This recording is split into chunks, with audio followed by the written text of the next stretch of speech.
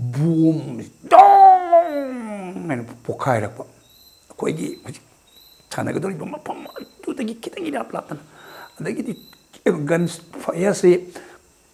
come doom the the kappa they get Puisu Asagi I hotel the so VIP shing lap in a Madugi very got my arm to so security me am so cape and they get all in there they do mark for shipping me am so kappa the cape Numi Murushi Adum Chale. The gay Aina Asai see festival gay at the result Hangbagi Aina Wari Saramba Pishuodo other than Wimmy Marino main policy. Aquagi stays Matuk to the Aquimity Misana throw. Madani, Aquilakari, Shibaki Gidorino, even more Leela Sanabula people in a throw. How below Leela? One I can do she do know. She did not see a question. She be out of an age, not can marry Manaway, Marungatani. I don't know. One she do so for the Leela, the young away. No, she again, hype can do that. The knife of the Utea, the Leela, the Utlay away.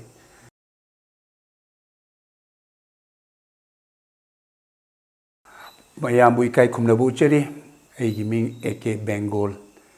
Kogi Yum, a sing Bahora Pamna. Ay sampat mutum lerak adubo ay di pisa pik lengi degi hona kano pongna bazar da dum isagi dukan plota dum leijare yam ni ingna chikna hore adubo ngasi di pongna bazar se suki matik yamna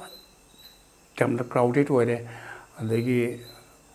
adai lere ma meeting se khujikti amta leite hai yare ai te sen hajab ta de I want to be an engineer adu Mother Kong Tangjambasi, the Sinangam Kita Haitare. So you can also hold Manak the Nakjan and Jerubagi, and they give Filmgi, Kitangi, Bagi, which the Module employ me. I'm not Quishipuna Baja, any Kangmatamda, me Yamna, Sin Hang the Bamatam the day. Yes. Doing a shitty and I know how to me, I'm hungry, all of Mamma Scotch. Chit yam lane. I do the gay on a moge are acting my arms, Uruba the gay, the gay American shown a PB of Pahitare. I wonder Kapirapa, Hector Momo, Uruchoina. Acting she should die the gay I am Masi, Hurake Hamatamda, Koigi, Lady Little Flower School, the Koigi, Chehi Kudingi. Parents day and Taurame. Aduda. But Tamdura di Oja or is a Koigi Manipuri Macha, Amakaki or a me, Koi Uja, Ibemal line. Makatani, look at the outside Katani. Outside they say, Kenodagi, South Indian, the Kishuna Tepa,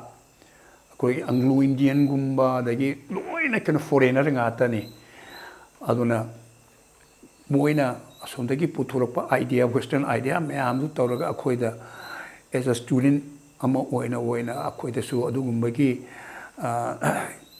Quigi, the parents data. I say, I quite a hand by artist, that violin at Ovagado cannot cardboard a sabani. Other got quite a kong, like a Toraga background, they give musical aga and minor Torotana. Aduda Quigi art acting, see. I cinema mita kibra hanaso I kanji. Pona Bazar Sida Kogi, I think Galita Han Bayadre, Koi Sumangi Lagi, Hector Opus Oipa. I got Chaitegi office lady, Koi Tatumangi office lady, Infal Jatragi lady, and Mumming lady Time Stargi, Duki Mayam to Opisi. Doing a punna lady make Koi Sumangi Lagis. The issue. Matam Credi isu Tabak Machama to Jeremy. Ado Aina Pajeremy see impulse filter Agatla Paje. The branch manager Oina. Ado Chinpam Godugadi. I was it. I don't look. I can't remember what passes pass. The Aigi office give Makada Leela office a Malay. I don't know the moon may am na Amakata Lauro Patayen. Some token S. Muslila Mali Diana.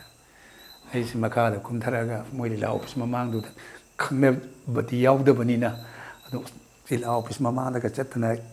ꯌꯦꯡ ꯈꯣꯠ ꯇꯧ ꯂꯩꯔꯝꯕꯗꯨꯅ ꯃꯣꯏꯁꯦ rehearsal ꯑꯃ ꯀꯟꯅ ꯇꯧꯔꯝꯃꯦ ꯑꯩꯁꯨ ꯍꯣꯏ ꯄꯔꯗꯥꯗꯣ ꯍꯥꯏꯒꯠꯂ ꯌꯦꯡꯒ ꯀꯅꯥ ꯍꯥꯏꯅ ꯑꯩ ꯃꯊꯛꯇ ꯂꯩꯖꯕꯅꯦ ꯁꯨꯃꯥꯏꯅ ꯑꯩꯒꯤ ꯑꯣꯐꯤꯁꯅꯤ ꯑꯩꯈꯣꯏ ꯈꯪꯖꯩ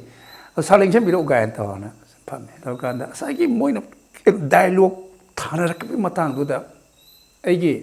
ꯍꯥꯔꯠꯇ ꯇꯁ ꯇꯧꯗꯕ ꯀꯩꯅꯣꯝꯇ ꯍꯥꯏꯖꯒꯦ ꯃꯣꯏ ꯕ꯭ꯔꯦꯛ ꯃꯇꯝꯅꯤ ꯉꯁꯥꯏꯒꯤ ꯑꯃꯨꯛ ꯉꯥꯡꯈꯤꯕꯗꯣ ꯑꯗꯨꯃꯥꯏꯅ ꯁꯤꯒꯤ ꯇꯨꯡꯗꯒ ꯊꯥꯔꯒꯗꯤ ꯌꯥꯝ ꯐꯖꯒꯗ꯭ꯔꯥꯅ ꯈꯜꯂꯦꯅ ꯑꯗ ꯀꯩꯅꯣ ꯑꯍꯜ ꯑꯅꯤꯈꯛ ꯐꯝꯃꯦ ꯌꯥꯏꯅꯦ ꯏꯕꯨꯡꯉꯣꯅ ꯍꯥꯏꯔꯤꯁꯦ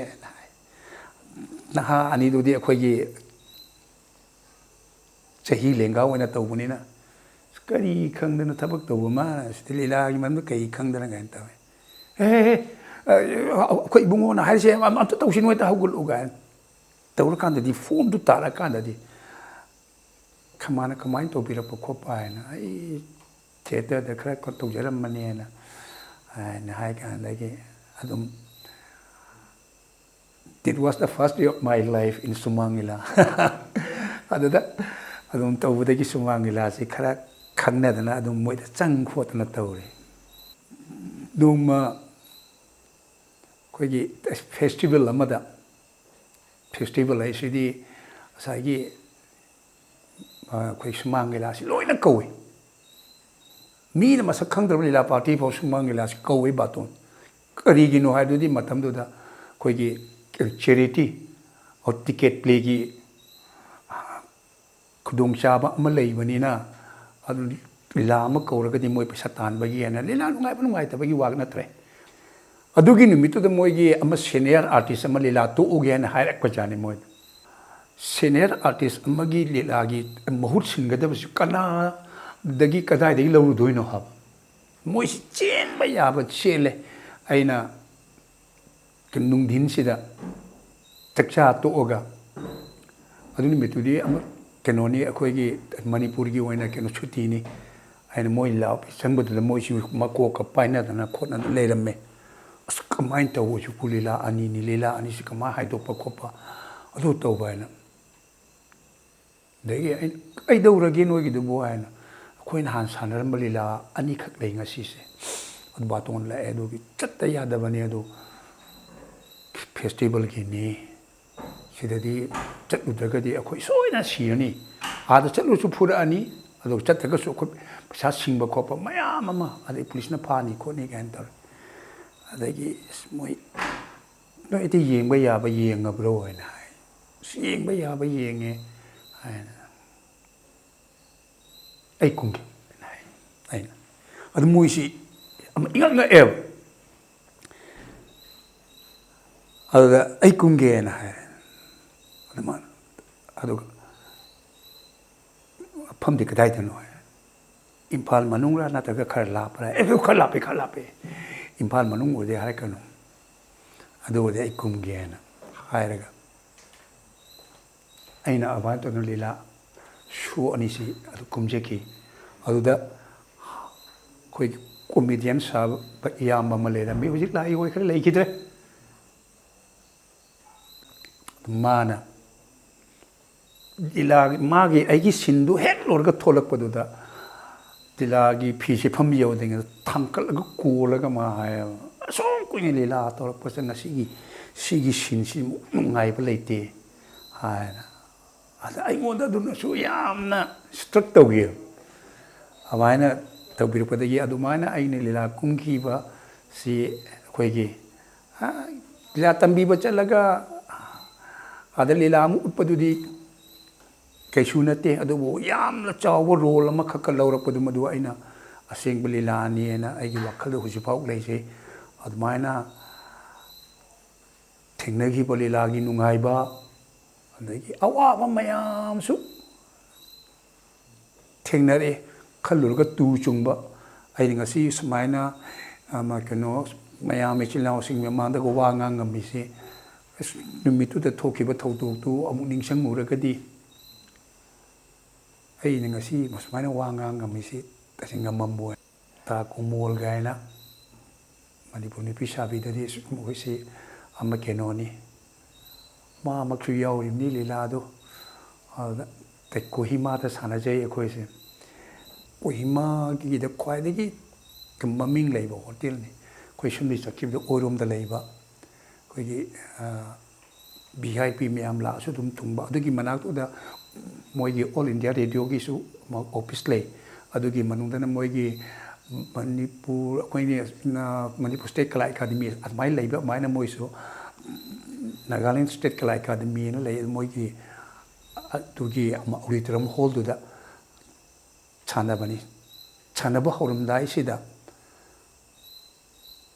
boom dong men pokai ra pa koi gi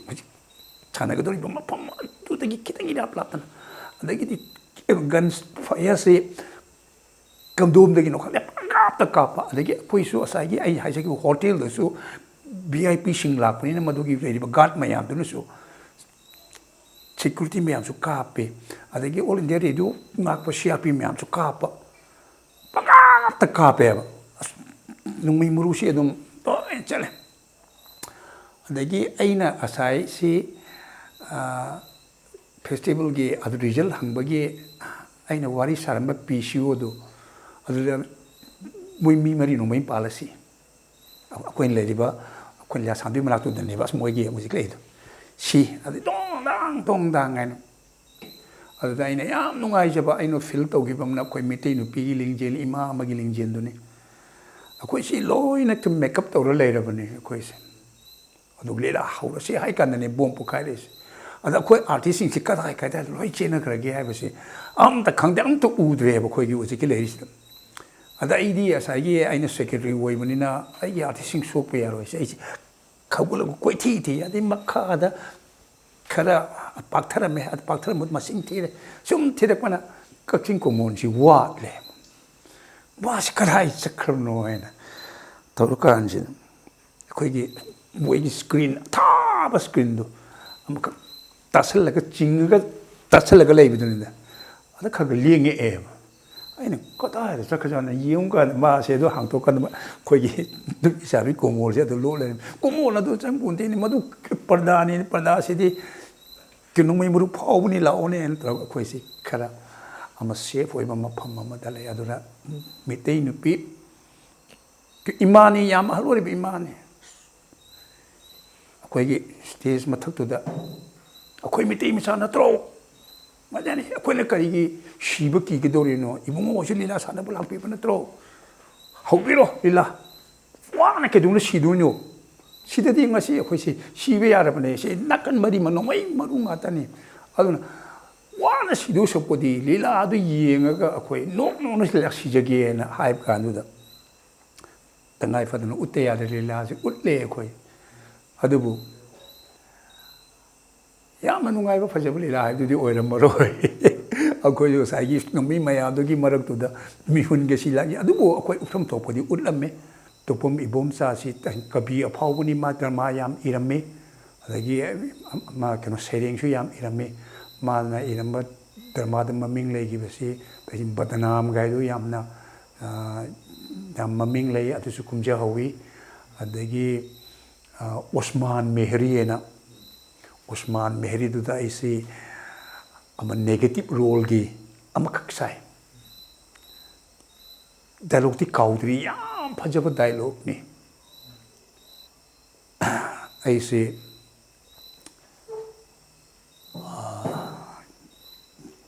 pangan Muslim ni ngol ma da ngau ma sak phajaba tu ngau je bani ado aina la aga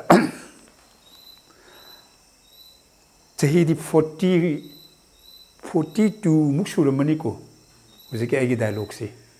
aina ngang kri se la ema si ising sok pathole aina ma ngai ra gale sin Meheri ko win peace ada ma ubu da aina sahen bi chano singi be ma sahen bi punsi gi fajabana jawon da tin begum changjo par ba iai da tharu na sat begum mera tha gi sandhya da thorak labi punima gum labi ayapu na ki thamoi da khongda na bagi lambi da di pino nang tana aigi thamoida lengdraba mami takhreini sanu singi mabema aigi laibak phabani aigi manaba singna hai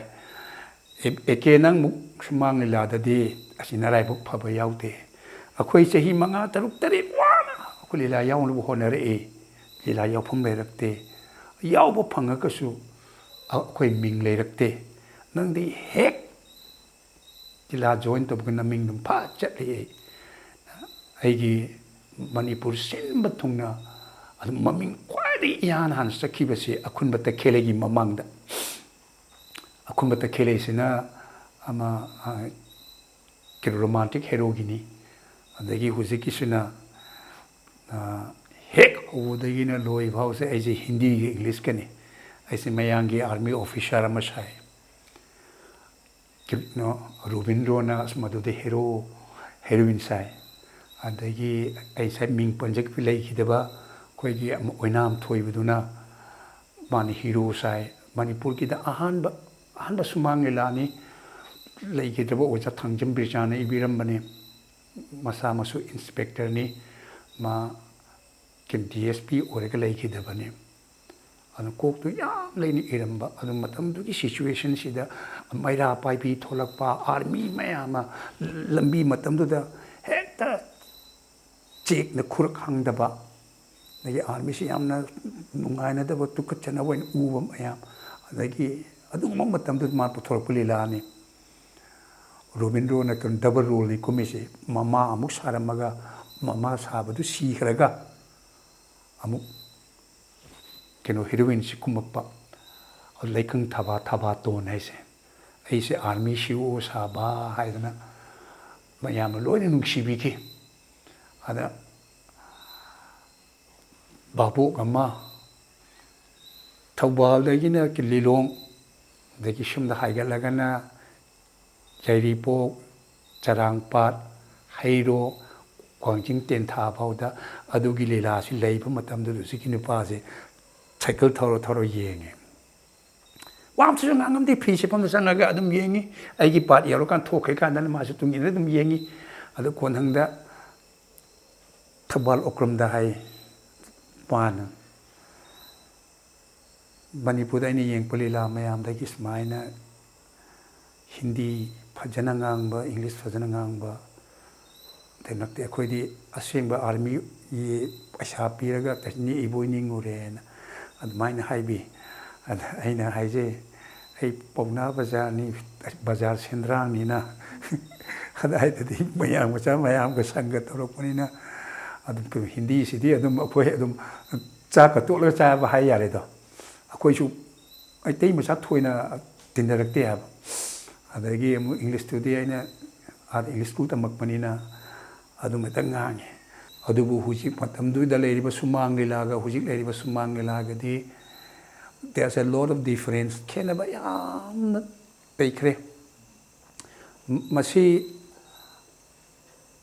matam na su purakpani haina ai thamjaningi adubu hujik matam da su akhoi bu ubiba akhoi bu nungsibiba ichilinaw sing ichil sing oraga tamu hoi waja hoi sana bir matam du gi Leela aduna yam nungai ba nungsiba Leela oina tawi hujikiti khangre ayamba costume lomda adagi tawriba makeup sina karino aina haijaningi hoi aisu khanta hujikangi chana bu Leela si ra yengji koigi sumang Leela ka sanglenda yengba phangba khudong chaba phangni adubu makeup ti yam phajare yam haire koigi nupi sabi angang sing makeup si asuk ki matik male akoigi Leela yaminare bunda shema ngamdaba masak si smai masak si yam phajare mati ko magi khonjel siga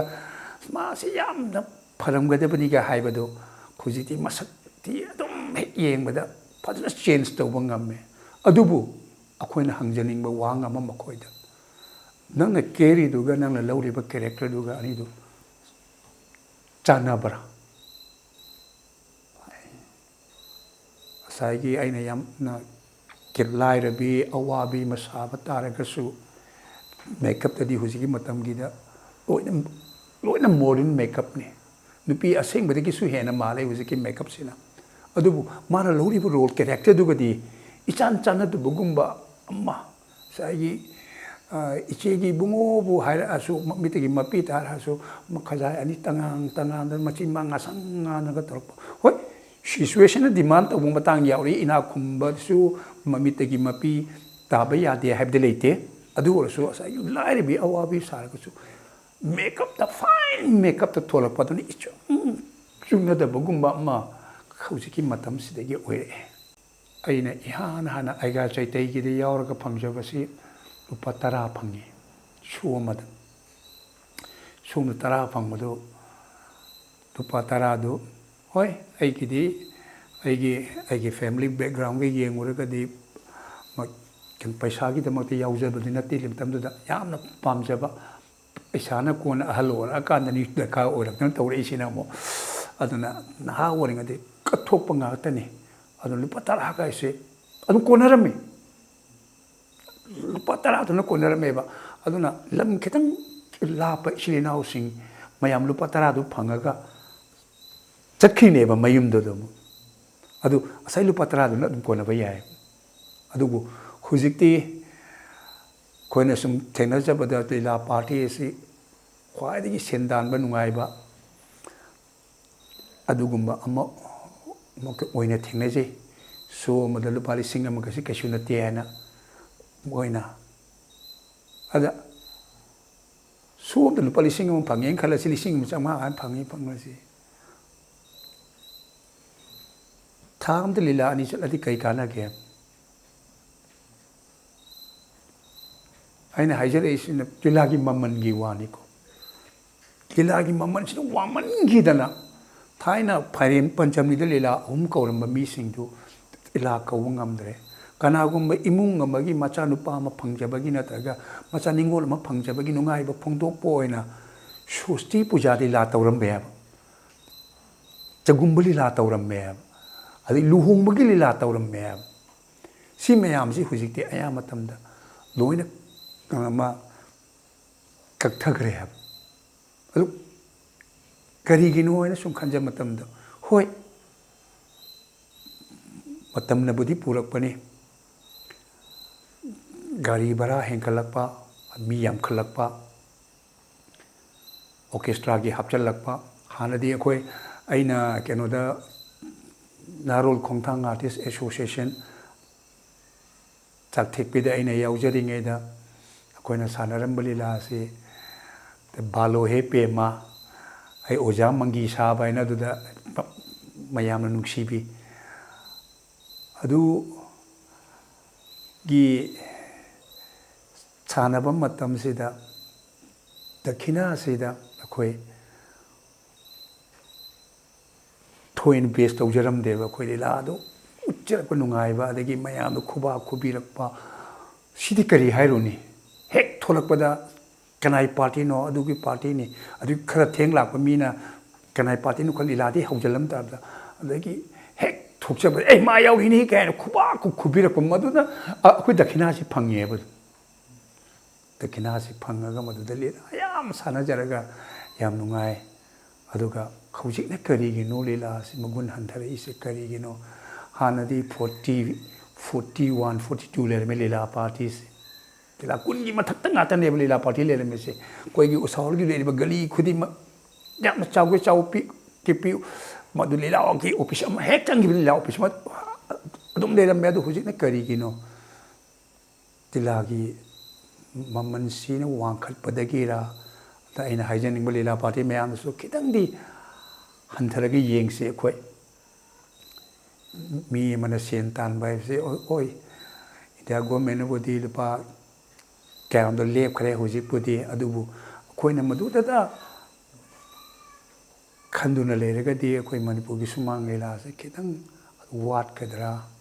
wana hona jare aduga thawai yauba artist mayam su thengajare aduga aigi tungda mingdi panjararoi AK Bengol gi matung ilunoi Leela haige di ma yaubut pati di Leela yam kobuni lam chatpani tawbudubu chaki maram dagi ordi mai mana yauru no chara hen sini hai ꯑꯩꯉꯣꯟꯗ ꯉꯁꯥꯏꯒꯤ ꯂꯤꯂꯥꯒꯤ ꯏꯆꯤꯟ ꯏꯅꯥꯎ ꯈꯔ ꯂꯥꯛꯑꯒ ꯂꯤꯂꯥꯒꯤ ꯋꯥꯔꯤꯁꯤ ꯑꯗꯨꯝ ꯇꯧꯕ ꯃꯇꯝꯁꯤꯗ ꯑꯩꯉꯣꯟꯗ ꯆꯥꯛ ꯂꯥꯝꯕ ꯍꯥꯏꯕꯁꯦ ꯑꯩ ꯅꯨꯃꯤꯠ ꯅꯤꯅꯤꯒ ꯆꯥꯛ ꯆꯥꯔꯝꯗꯕ ꯌꯥꯎꯏ ꯑꯗꯨꯃꯥꯏꯅ ꯑꯁ ꯅꯪ ꯑꯦꯀꯦ ꯕꯦꯡꯒꯣꯜ ꯃꯇꯨꯡ ꯏꯟꯅ ꯂꯤꯂꯥ ꯇꯧ ꯑꯗꯨꯗꯤ ꯃꯥꯏ ꯄꯥꯛꯀꯅꯤ ꯆꯥꯛꯇꯗꯤ ꯃꯄꯨꯟꯁꯤꯒꯤ ꯆꯥꯛ ꯂꯥꯝꯃꯦ ꯍꯥꯏꯗꯕ ꯅꯨꯄꯥꯅꯤꯀꯣ ꯁꯦꯅ ꯑꯗꯨꯁꯨ ꯂꯤꯂꯥꯒꯤ ꯋꯥꯔꯤ ꯁꯥꯕꯗꯅꯤ ꯀꯔꯤꯒꯤ ꯂꯥꯝꯃꯣꯏ ꯑꯩꯁꯨ ꯇꯥꯏꯕꯪ ꯃꯤꯅꯤ ꯑꯗꯨꯕꯨ ꯑꯇꯩ ꯋꯥꯔꯤ ꯁꯥꯔꯗꯤ ꯍꯦꯛꯇ ꯂꯥꯝꯃꯦ ꯑꯗꯨꯅ ꯁꯨꯃꯥꯡ ꯂꯤꯂꯥꯗ ꯍꯥꯟꯅ ꯑꯣꯏꯔꯛꯏꯕ ꯄꯥꯎꯅꯥ ꯕꯖꯥꯔꯒꯤ ꯑꯗꯨꯗ ꯂꯤꯂꯥ ꯇꯧꯔꯝꯕꯒ ꯍꯧꯖꯤꯛ ꯂꯤꯂꯥ ꯇꯧꯔꯤꯁꯤꯒ ꯌꯥꯝ ꯈꯦꯠꯅꯩ ꯑꯩꯈꯣꯏꯒꯤ ꯌꯥꯝꯅ ꯀꯠꯊꯣꯛꯄ ꯑꯣꯖꯥ ꯃꯌꯥꯝ ꯂꯩ ꯁꯨꯃꯥꯡ ꯂꯤꯂꯥꯗ ꯑꯩꯈꯣꯏ ꯑꯣꯖꯥ ꯂꯨꯈꯣꯏꯒꯤ ꯍꯥꯏꯗꯨ ꯃꯄꯨꯟꯁꯤ ꯀꯠꯊꯠꯂꯕꯅꯤ ꯄꯨꯔꯥ ꯁꯨꯃꯥꯡ ꯂꯤꯂꯥꯁꯦ ꯀꯠꯈ꯭ꯔꯕꯅꯤ ꯃꯥ ꯑꯗꯒꯤ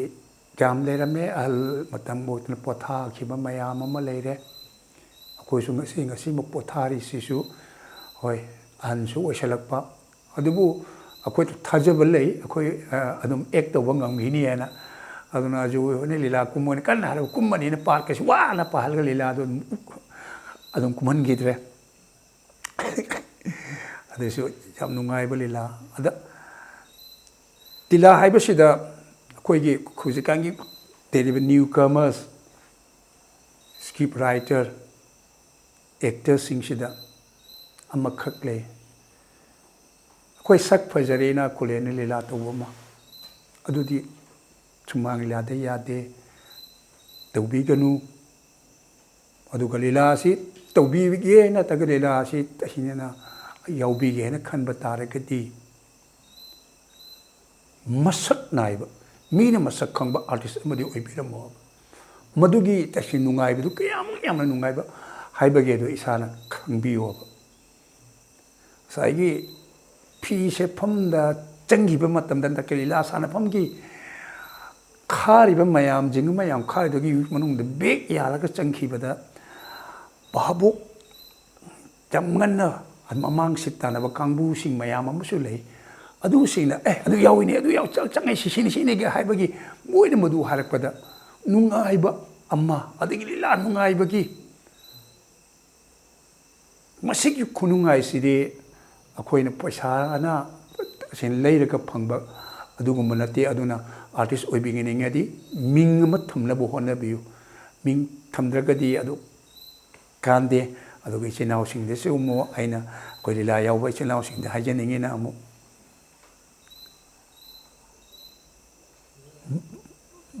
ꯃꯅꯤꯄꯨꯔꯗ ꯂꯤꯂꯥ ꯍꯩꯕ ꯗꯔꯀꯥꯔ ꯑꯣꯏꯗꯦ ꯑꯩꯅ ꯌꯥꯝ ꯇꯣꯏꯅ ꯍꯥꯏꯖꯕ ꯋꯥꯍꯩꯅꯤ ꯚꯥꯕꯣꯛꯅ ꯌꯥꯕ ꯗꯔꯀꯥꯔ ꯑꯣꯏ ꯚꯥꯕꯣꯛꯅ ꯌꯥꯔꯗꯤ ꯃꯥ ꯂꯤꯂꯥ ꯍꯩꯔꯕꯅꯤ ꯑꯗꯨꯅ ꯂꯤꯂꯥ ꯑꯁꯤ ꯍꯩꯕꯤꯒꯅꯤꯡꯉꯗꯤ ꯂꯤꯂꯥ ꯌꯥꯝ ꯇꯣꯏꯅ ꯆꯠꯄꯤꯌꯨ ꯂꯤꯂꯥ ꯌꯥꯝ ꯇꯣꯏꯅ ꯆꯠꯂꯗꯤ ꯃꯥ ꯁꯣꯏꯗꯅ ꯂꯤꯂꯥ ꯍꯩꯗꯣꯔꯕꯅꯤ ꯑꯗꯣ ꯑꯩꯗꯤ ꯑꯩꯒꯤ ꯋꯥ ꯃꯥꯅ ꯑꯩꯕꯨ ꯁꯦꯝꯕꯤꯔꯛꯄ ꯑꯣꯖꯥꯅꯤ ꯑꯩꯗꯤ ꯆꯤꯟ ꯄꯨꯊꯈ꯭ꯔꯦ ꯃꯥꯒꯤꯁꯤꯗ ꯑꯩ ꯃꯥꯒꯤ ꯂꯤꯂꯥꯗꯣꯔꯁꯤꯗ ꯅꯠꯇ꯭ꯔꯗꯤ ꯑꯩ ꯑꯇꯣꯞꯄ ꯂꯤꯂꯥ ꯄꯥꯔꯇꯤ ꯌꯥꯎꯕ ꯌꯥꯗꯦꯅ ꯁꯤ ꯈꯥꯡꯉꯒꯗꯤ ꯆꯥꯛꯈꯨꯝꯗꯨ ꯃꯤꯔꯥꯡ ꯊꯨꯕ ꯅꯠꯇꯅ ꯑꯗꯒꯤ ꯃꯥꯁꯨ ꯃꯤꯅ ꯃꯁꯛ ꯈꯪꯉꯔꯣꯏ ꯑꯗꯨꯅ ꯂꯤꯂꯥ ꯇꯧꯒꯗꯕ ꯗꯣꯜꯗ ꯁꯔꯨꯛ ꯌꯥꯕꯤꯌꯨ ꯂꯤꯂꯥ ꯆꯠꯂꯤꯉꯩ ꯂꯤꯂꯥ ꯍꯩꯕ ꯍꯦꯟꯒꯠꯂꯛꯀꯅꯤ